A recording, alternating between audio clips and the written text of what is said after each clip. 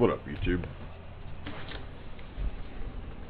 This is what we got so far on the construction. Everything is blocked, chocked, joist. The whole floor here. This is what we got. 20-foot beams coming out, 2 by 12, all the way around. The beams are 6 by 12. Look, that's a little divot right there. That's where the saw blade took a dive on that. That's okay though. That's okay.